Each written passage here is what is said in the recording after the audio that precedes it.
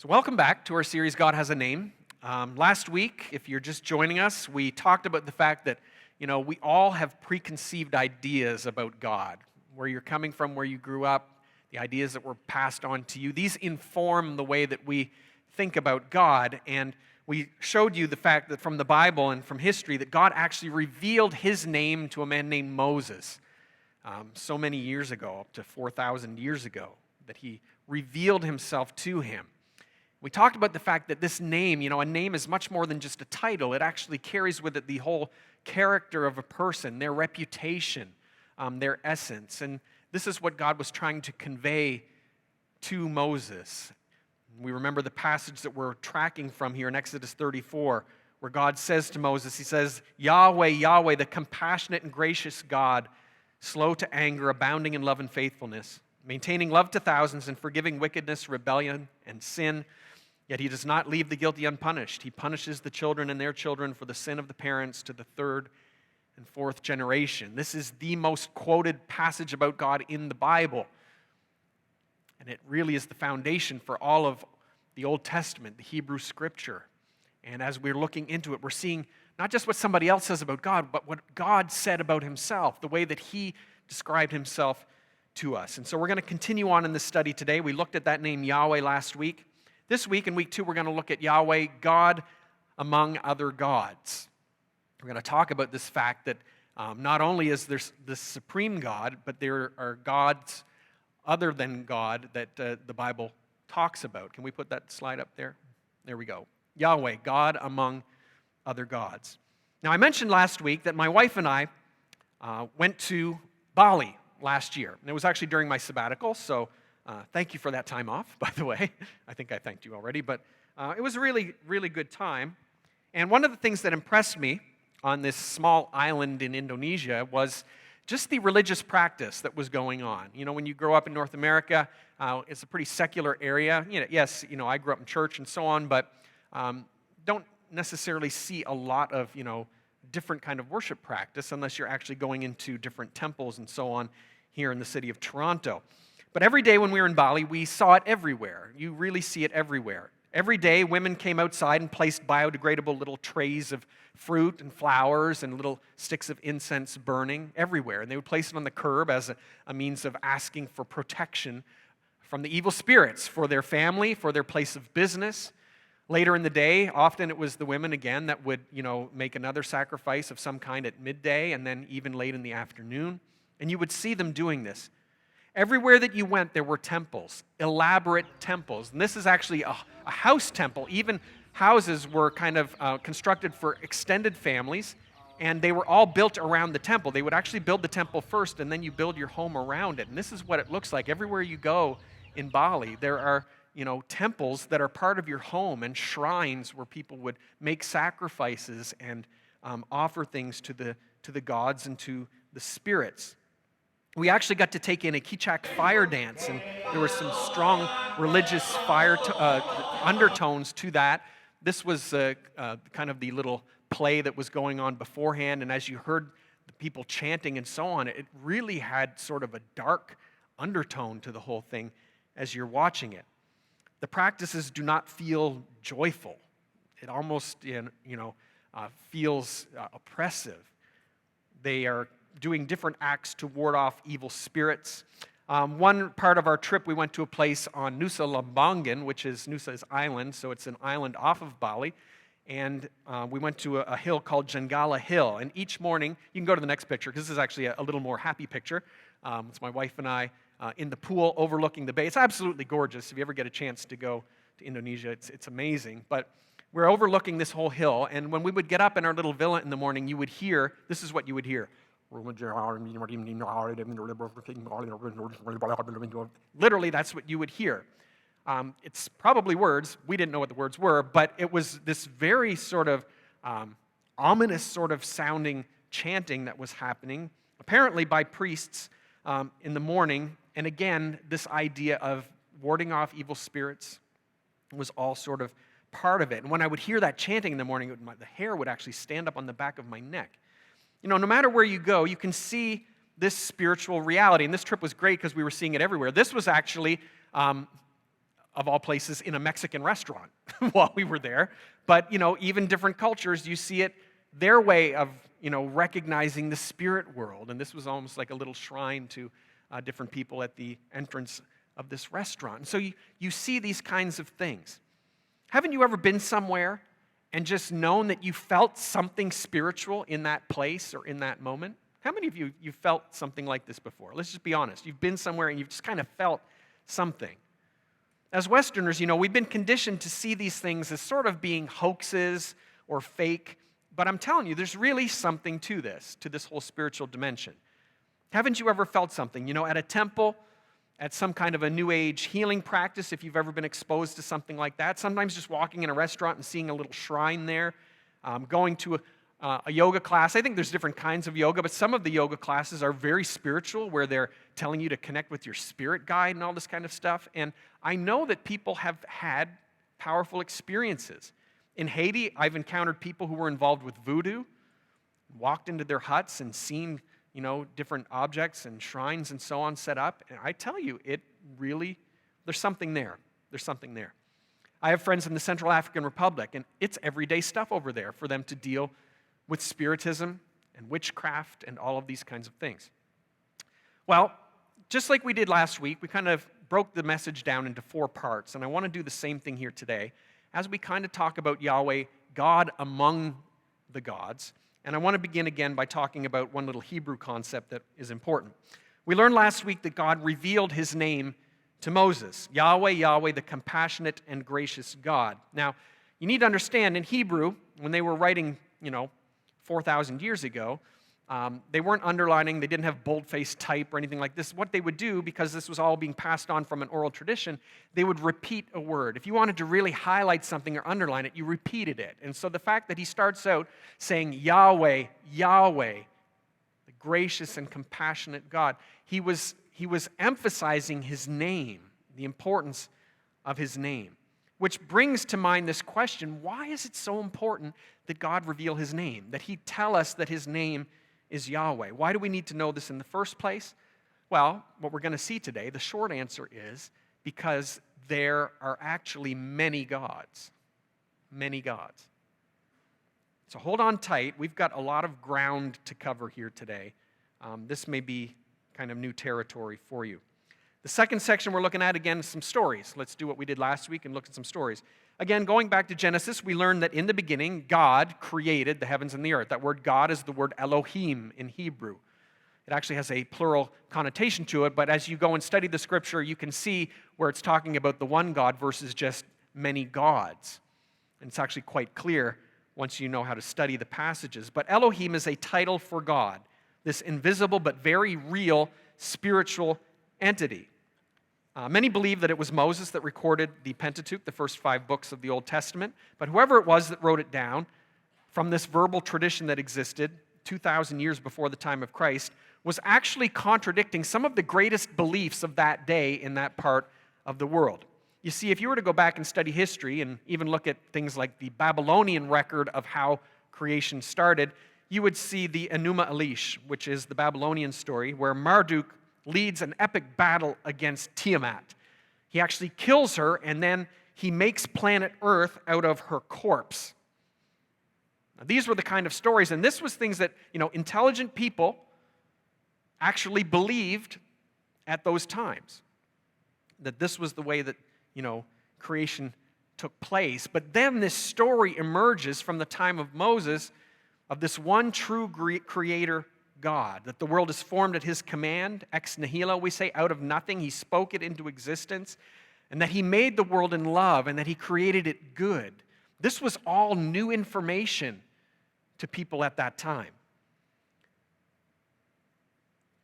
This is Elohim, the one creator God. But as you continue to study the Old Testament Hebrew Scriptures, you see that the Scriptures also talk about other Elohim, again in the plural, other gods that show up. Gods who were lesser created beings, created by Elohim, the great God, but other gods that were lesser and that existed as well in the spiritual realm. In Exodus chapter 12, Yahweh actually says, I will bring judgment on all the gods of Egypt.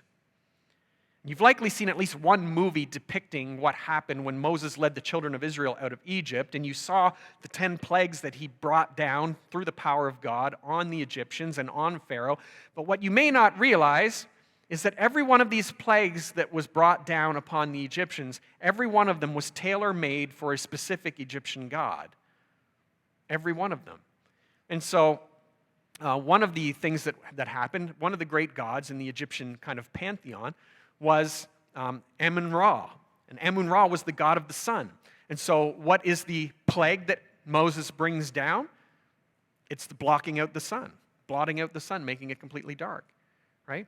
This was not just any random plague that Moses was rendering. It was actually an in-your-face declaration that Elohim is greater, Yahweh is greater than the gods of Egypt. This is what was happening. Yahweh brought judgment on the gods, it says in Numbers chapter 33. And after Yahweh brought them out, the Israelites sang a song of praise, and it's actually recorded in Exodus chapter 15. Look at what it says. It says, "Who among the gods is like you, Yahweh? Who is like you, majestic in holiness, awesome in glory, working wonders?" And they sang this song out of praise, seeing what this powerful God did to silence all of the gods of Egypt. And this language of the gods continues throughout the Hebrew Scripture. In Psalm chapter 86, it says, "Among the gods there is none like you, Yahweh. No deeds can compare with yours." In Psalm 96, it says, "For great is Yahweh and most worthy of praise. He is to be feared above all gods." And in Psalm 97, "All who worship images are put to shame, those who boast in idols. Worship him, all you gods, for you, Yahweh, are the most high over all the earth. You are exalted far above all gods." Now, are you catching what's going on here? Not only are we seeing that over and over and over again, it is understood by people at that time that there are many gods. And not only that, it actually says here in this passage that these gods are supposed to worship Yahweh, the great God, El Elyon, the most high God. This is powerful stuff. You want a little bit more on this whole thing? Think about this. What is the first commandment that God gave to Moses? What is it? "You shall have no other gods before me." Now, we tend to go on and look at the second commandment where it says not to make idols, and we tend to group those together like it's talking about the same thing, but you're making an assumption when you do that. You see, there's a big difference between a god and an idol. A god is an invisible but real spiritual creature with personality and with power. An idol is a dead statue. It's a piece of wood or stone carved to represent something else. And an idol all by itself can do you no harm unless there is a real spiritual entity behind it that is working through it. So a god is not the same thing as an idol. They're related, but they're not the same. Remember when Moses made his staff turn into a snake?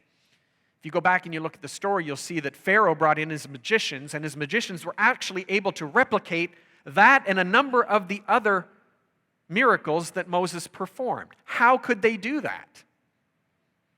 Were they just tricksters, sleight of hand? No. These were people that were drawing on the power of the gods at that time. They had real spiritual power. Now, when they got to a certain level, I think it was with the gnats, they were unable to replicate that. Apparently, flies are a problem. I don't know why. But at a certain point, they could no longer replicate what Yahweh was doing. One of the most quoted passages of the Hebrew Scripture reminds us that there are many gods, but one God who is to be revered over all. And this passage is called the Shema. It's one of the most memorized passages by Jews even today. In Deuteronomy chapter 6, it says, "Hear, O Israel, the Lord our God, the Lord is one. Yahweh our God, Yahweh is one. Love Yahweh your God with all your heart and with all your soul and with all your strength." It makes it very clear there is one true God. His name is Yahweh, and He is above all other. And the story of Israel's history is basically how time and time again Israel and its leaders turn their back on Yahweh and go back to following these inferior gods that were very real. Solomon did it. If you go back and study Solomon's life, the wise man Solomon, we talk about Solomon and his wisdom, but we often don't talk about how his life ended.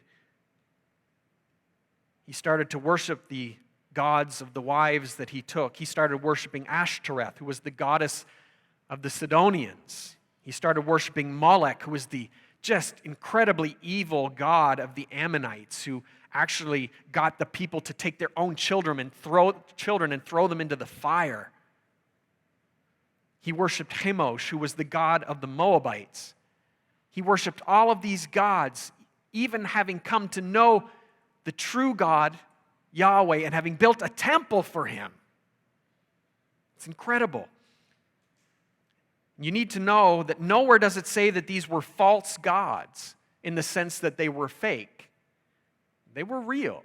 In fact, these were spiritual powers over real places. If we're talking about the Sidonians, Sidon is actually in modern-day Lebanon. This is a real place. Ammon, is in what is today Ammon, Jordan. Moab is also in part of Jordan, down at the south kind of tip of the Dead Sea. These were real places where there were spiritual powers in place, gods who led people to do terrible, terrible things. In the book of Daniel, there's a crazy story about how Daniel's prayers go unanswered for 3 weeks. And finally, God kind of pulls the veil back and lets him see what's actually going on in the spiritual realm. He said it's because the prince of the Persian kingdom was resisting God's messenger for 21 days. And that's why his prayer was not answered. Do you guys know that when you pray, the Bible says there are gods, there are spirits that are working against you, resisting your prayers? This messenger had to call on the mighty angel Michael, this archangel, to come in and to defeat this power so that this message could make it through to God and be answered. There's also mention of a prince of Greece in the book of Daniel. Territorial gods who are over geographical regions is what the Bible actually teaches. Now, Comer in his book actually wonders out loud about whether or not such spiritual gods are at work in America today. And you can see he's really kind of wrestling with the concept. But he says in the book how he can't help but think about places like Columbine in Colorado. We're all aware of what took place in 1999 where 13 people were gunned down. And how then later in 2012, the Aurora massacre, someone went, and that was around the time of the movie The Dark Knight Rises, remember, and whether or not he was inspired by this. But there at that massacre, 12 people dead, 59 people injured, again, right there in Colorado. There have been 4 other shootings that have taken place in that exact same region since then. And Comer, he can't help but scratch his head and just kind of think, could this be? Is there a spiritual entity that is just wreaking havoc on this part of the world? Is it just a coincidence?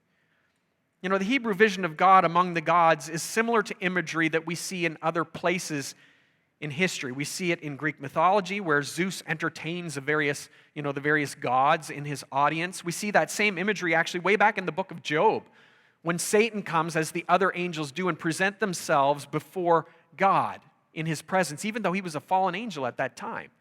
And he's asking God Most High for permission to do certain things in Job's life. Very often, these gods that are at work are working to destroy humanity, just as Satan was when he appeared before God to ask for permission to do things to Job. And so look at Psalm 82. Let me read this for you and just listen to what it's saying about these gods. It says, God presides in the great assembly. This is Elohim. He renders judgment against the gods, Elohim, these other gods. He says, how long will you defend the unjust and show partiality to the wicked? Defend the weak and the fatherless. Uphold the cause of the poor and the oppressed. Rescue the weak and the needy. Deliver them from the hand of the wicked. The gods know nothing. They understand nothing. They walk about in darkness. All the foundations of the earth are shaken. I said, you are gods. You are all sons of the Most High. But you will die like mere mortals. You will fall like every other ruler. You see, God is saying here that He was the one that created these spiritual entities, that they were made to do good, That when God created the world, that he wanted them to actually do good in the world. But so many of them were actually wreaking havoc on the planet. And he makes a promise at the end of that passage. Make no mistake, there are gods, and there is God Most High, Yahweh, and he is going to do something about these gods. He makes that promise. You will die like mere mortals. You will fall like every other ruler, he says. Now, guys, these may be very new ideas to you. Many of us, I think, have heard of fallen spirits or demons. Comer is just pointing out that many of these entities actually take on the form of a god of some kind. There's many different terminologies that are used throughout the Bible for these entities: heavenly beings, sons of God, cherubim, angels, demons, princes, principalities and powers, authorities, spiritual forces of evil, powers of the dark world. All of those terms and more are used for these entities. And there's so much that we don't know about them. And yet what we do know is that throughout Israel's history, the nation constantly turned away from Yahweh to worship these spiritual entities, to worship gods apart from the one true God.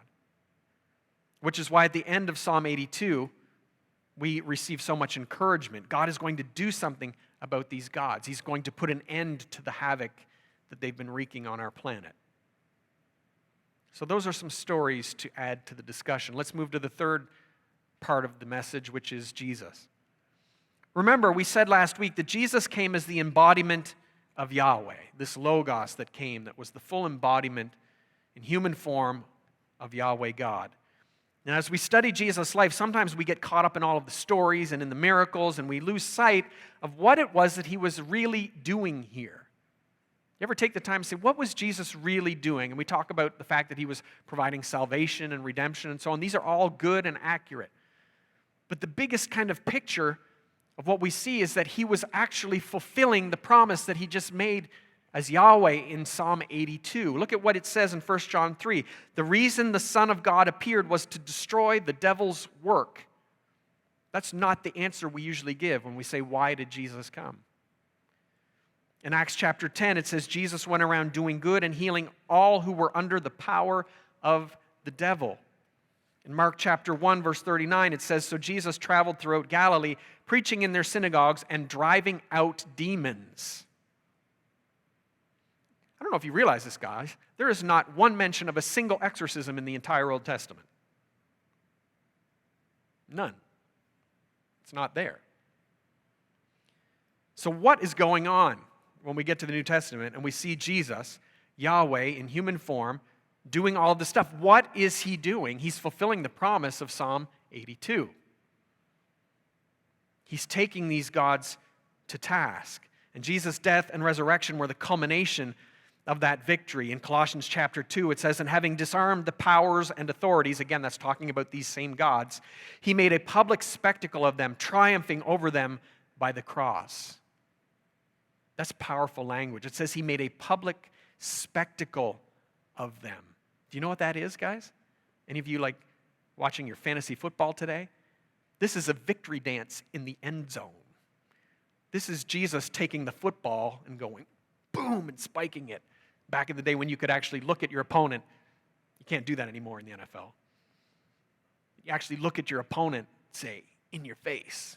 That's what he did on the cross, the Bible says. He made a spectacle of the gods. You know, this act was kind of in keeping with what we saw at D-Day, June the 6th, 1944, when the Allied forces joined together and broke the back of the Nazi regime. But, you know, the war wasn't actually over at that point. For all, intents and purposes, it was won, but the war wasn't actually over until VE Day, at the end of the war, right? Victory in Europe Day. So there was still some work to do over that time, but the victory was won and everybody knew it. Guys, that's the same thing that we're experiencing today, right? The victory's been won. Jesus won it on the cross. He's proclaimed victory, but there's some stuff to finish up. And we get to be a part of that. Now, I understand that all this talk of gods and spirits can be difficult for Westerners. But it really comes down to a matter of worldview. what is a worldview? A worldview is a perspective. It's kind of like a pair of glasses that you wear. Often people wear them not even knowing they have them on. It's a filter through which they see and understand the entire world. If you're brought up understanding certain things in a certain way, you are wearing those glasses and you're interpreting everything that's happening through that perspective. And there are a few major worldviews that people adhere to here in the West. One of the biggest, ones that we talk about is naturalism, right?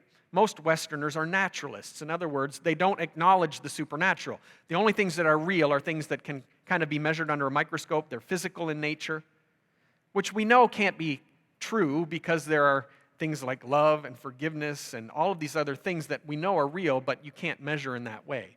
But most people in the West are naturalists. And this can be difficult for people to acknowledge a supernatural or spirit world. But let me talk about a few different worldviews. The first one is polytheism. In this way of thinking, Yahweh is just one other God among many gods. Right? He's just one of the plethora of gods that exist. This is not the view of the Old Testament or of Jesus, but it's still popular in many places today. I would say it's even becoming more popular here in the West, this idea that there are many gods. But this is one worldview that people hold to. A second one is universalism. This is the idea that there is one God, but all of the paths lead to this one God. This is a very convenient worldview, and the people that hold this often just don't want to argue. They just don't want to be fighting with everybody, so they'll just tell you, well, what you believe is good and what they believe is good, and we're all good, right? And every path leads to God. Let's not get worked up over it. This was clearly not the worldview that Jesus held either. Yes, many religious teachers had good things to say, but there are some significant and irreconcilable differences between what the major faiths of the world say, and particularly when compared with what Jesus said. So that's universalism. Another big perspective, worldview, is monotheism. And both the Old Testament and Jesus affirm that this is the proper perspective, that there is just one Most High God, El Elyon. I would say that it is the most philosophically satisfying, at least compared to polytheism. Polytheism, there you have many gods. I don't see how many gods works. That's a lot of ego in the room, it would seem, where everybody's kind of competing. I think you need to at least have one God who's over everything, and that's what you have in monotheism, one supreme being. When it comes to religion, we tend to envision many paths going up different mountains. You travel up this mountain in order to encounter, right, the spiritual being who is sort of the head of that mountain. So if you're a Buddhist, right, you're kind of following the path of Buddhism and hopefully arriving at a place where you will, arrive at the pinnacle of that teaching or meet that whoever is the spiritual leader of that group. But you know what? Jesus taught us that none of us can ever approach the one true God on our own. In fact, the image was very strong back in the Old Testament that the children of Israel could not go up the mountain where God was. That he's too holy. That he's too righteous. He's too beyond us. And so what we see is this amazing thing where God takes on human form. He actually turns the mountain upside down. He comes down the path to us. This is what the Bible actually teaches as it relates to monotheism. That there is one God, and that this God took on human form and came to us. Well, that brings us to the last section that we've been looking at, and that is us. How does all of this information relate to us? Today's lesson has far-reaching implications on what we think about a few things in particular.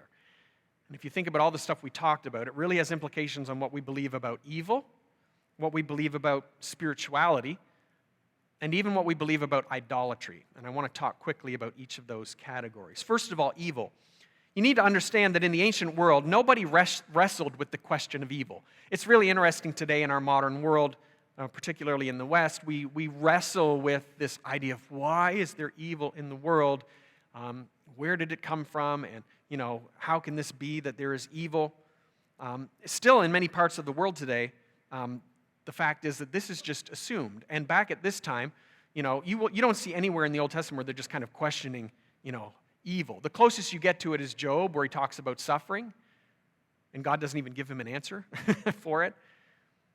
But there was no big question of why is there evil in the world. Everyone just accepted there's evil in the world. Everybody knew it. And in most parts of the world today, right? You go to Bali, like I was talking about earlier, there's no question that there's evil. Every day they're doing things to fend off the evil. It's only here in the West that we kind of have had it so good that we think, wow, what about evil, right?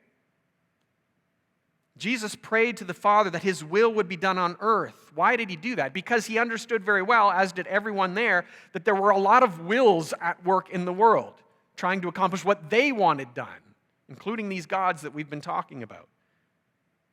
Sometimes in North America, we see evil happen around us, and we wonder if God's will is weak.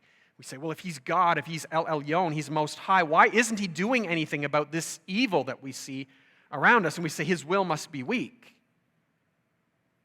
But we need to understand that God's highest value is love, and that love always gives true freedom.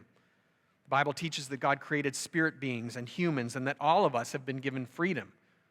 Even those spirit beings that became these gods that rebelled against God, they were given freedom because God values freedom.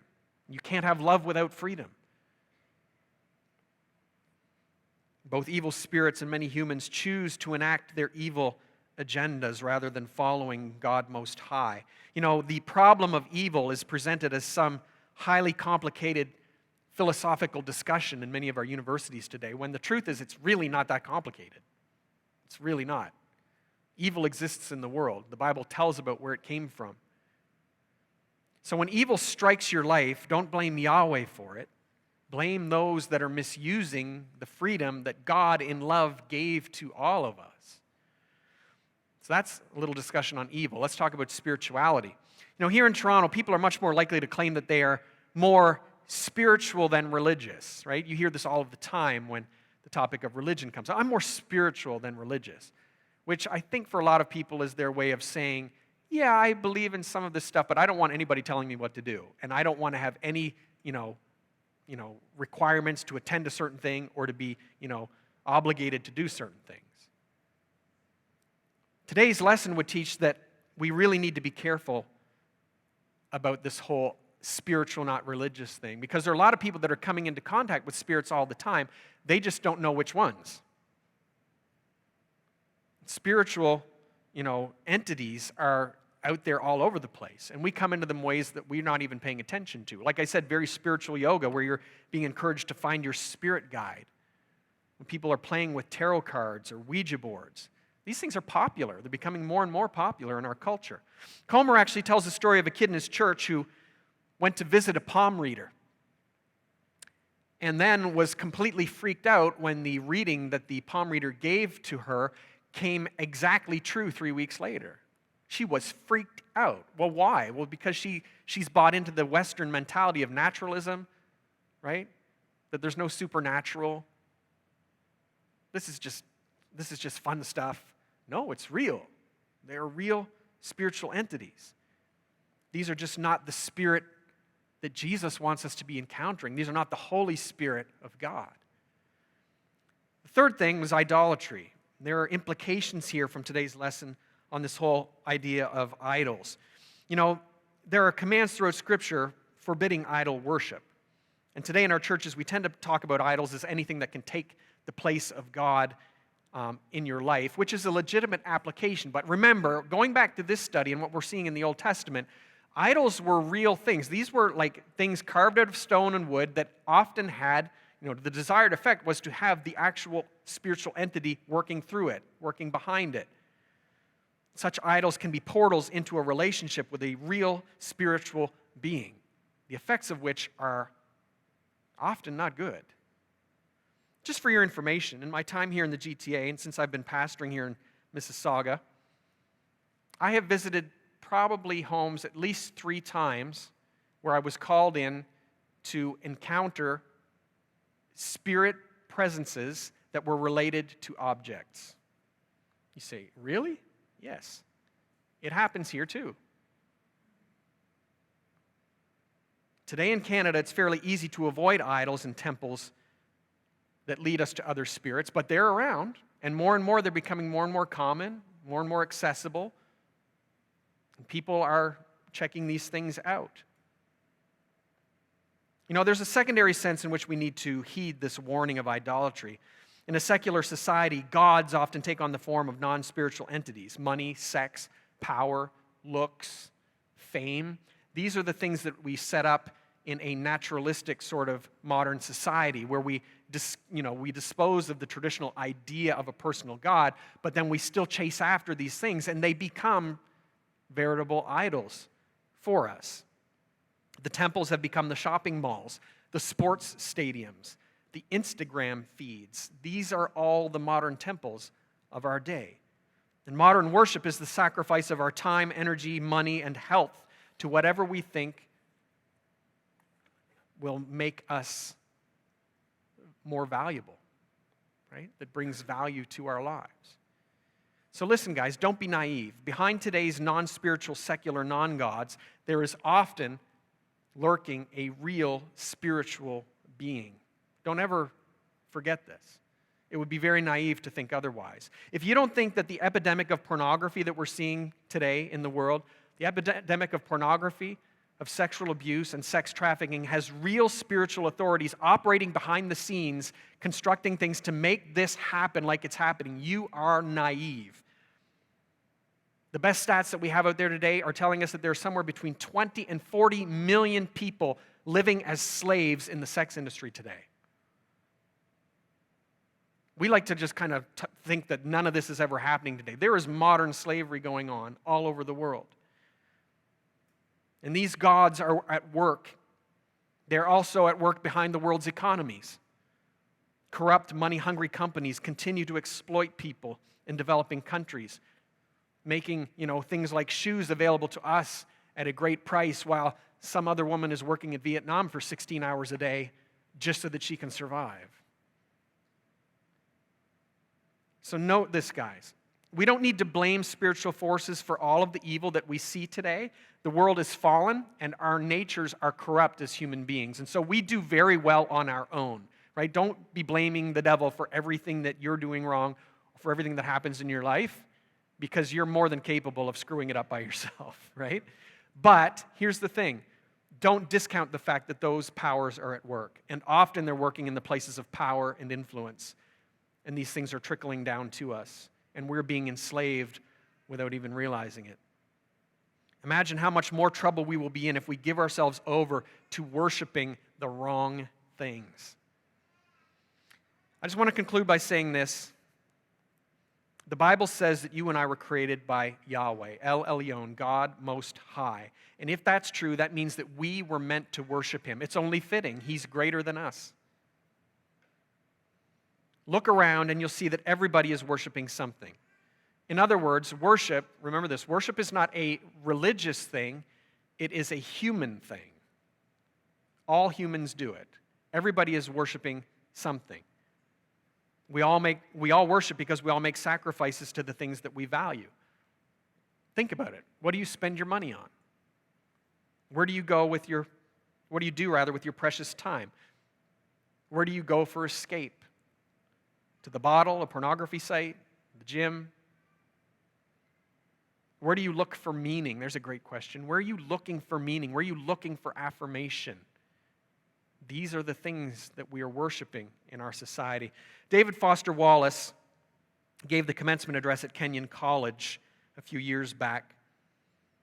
Here's what he said. He said, in the day-to-day trenches of adult life, there is actually no such thing as atheism. There is no such thing as not worshiping. Everybody worships. The only choice we get is what to worship. Everybody worships. He went on to warn that if you worship the wrong thing, quote, he said, it will eat you alive. So next week I want you to come back out because we're going to talk about God, the gracious and compassionate one. Yahweh, compassionate and gracious. Don't miss it. Let's pray.